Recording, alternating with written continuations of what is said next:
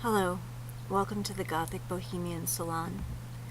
Tonight I'm going to talk to you about something that is very tough and important, and that is the subject of depression or manic depression and its role in artists and Gothic people's lives.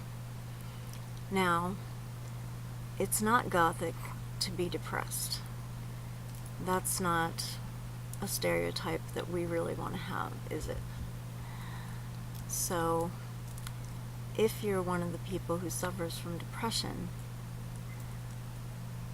you really need to seek out some help, particularly if you're having suicidal ideation, practicing some kind of self-harm like cutting or starving yourself, or overeating, or if your thoughts are so disturbing that your health is suffering.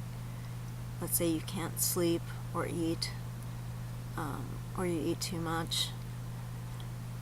All these are indications that your depression is out of control and you need to do something about it. Luckily, there's a lot more available now than there was when I was young. I have bipolar disorder, bipolar 1, which means I have both manic episodes and depressive episodes. Now, I prefer the term manic-depressive because I think it describes the illness better than bipolar, but the new term is bipolar, apparently. So I guess we're stuck with it. I went through years of crippling depression. The extent of it was so severe that I was unable to keep a job,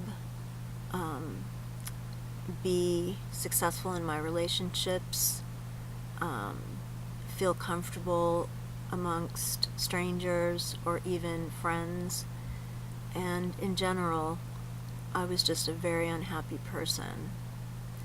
And the smallest thing could sometimes send me into a downward spiral. I remember once I was making tea, and I like to drink my tea with milk. I don't really drink it if there's no milk around.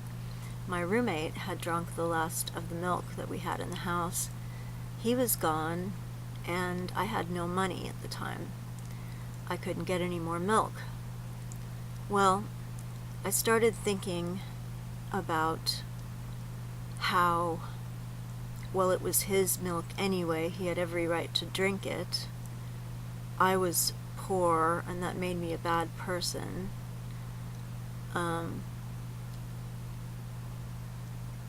I wouldn't be in this situation if I wasn't a complete screw-up, etc.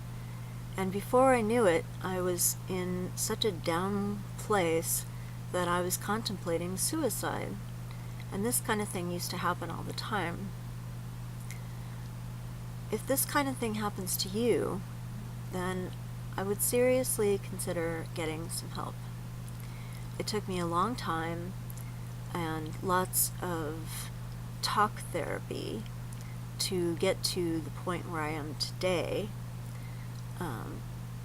which is on pretty successful medication coupled with some counseling and visit to a psychiatrist once a month to maintain my medications.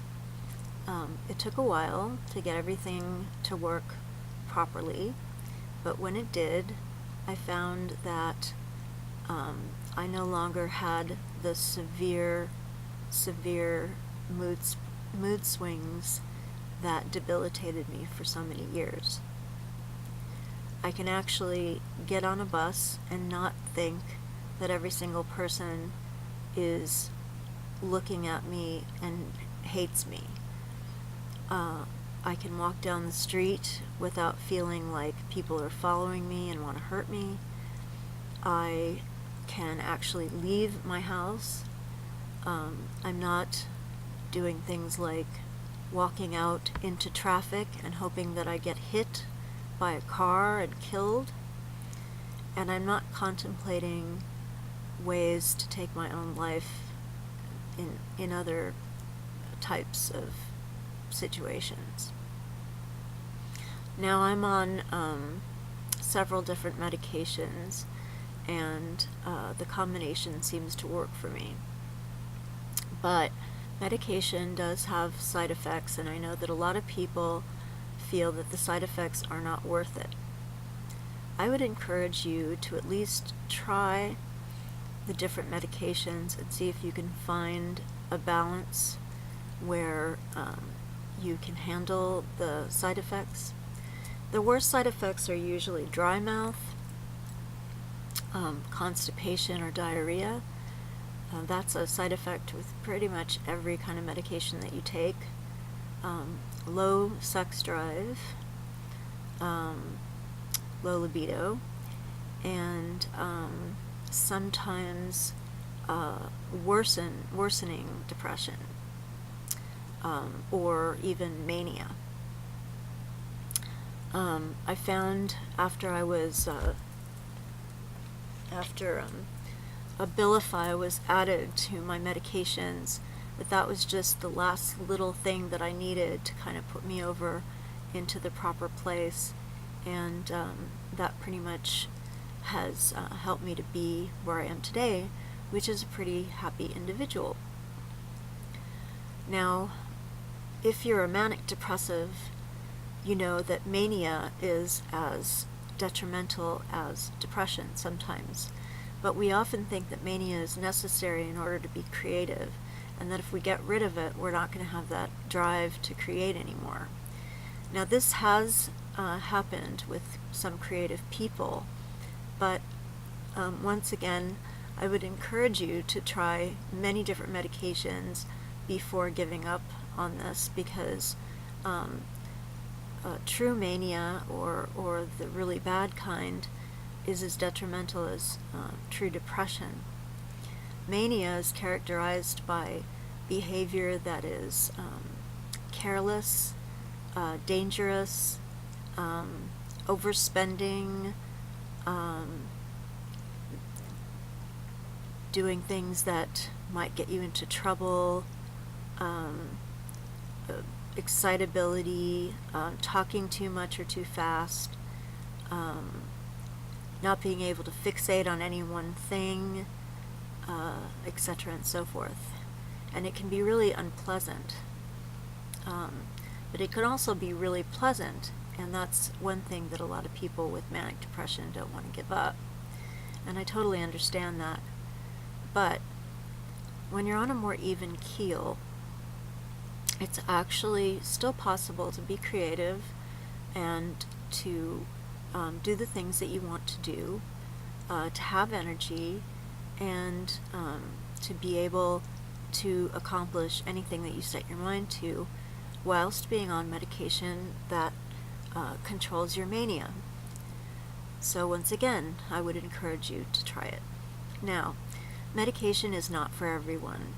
Some people can't handle it or tolerate it. Some people can't find a combination that works well for them.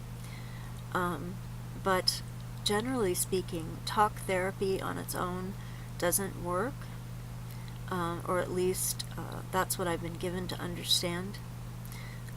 There's a chemical imbalance in our brains that causes manic depression, and the chemical imbalance needs to be rectified.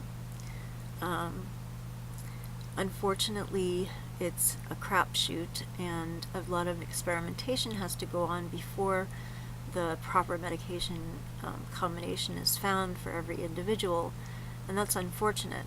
But as we go along, hopefully doctors will have better and better ways of figuring out what it is that we need.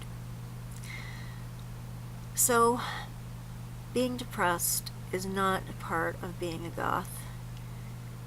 If you're depressed, tell somebody, tell a teacher, tell a counselor, tell an adult, tell your parents.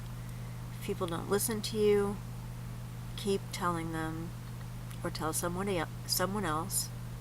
If you feel suicidal, call your local suicide hotline and talk to those people. They're trained to help you. One thing that I do when I'm feeling suicidal is I just don't make any move in the direction of doing anything about it. I wait it out. I wait for the mood to pass. And I also make sure that there's nothing around that I could use to commit suicide. So there's no guns in my house, and there's no pills that can be taken to overdose, and I haven't actively sought out the names of poisons that I might have readily available in the house, and found out what they might be so that I could, just drink some bleach or something. Which is a horrible idea, by the way. Not only will it not necessarily work, but it will, ravage your throat and your stomach and really mess you up. Well, that was pretty much what I wanted to say. The idea that Goths are depressed and that depression is a pathway to creativity, or that mania is necessary for creativity, is an old one.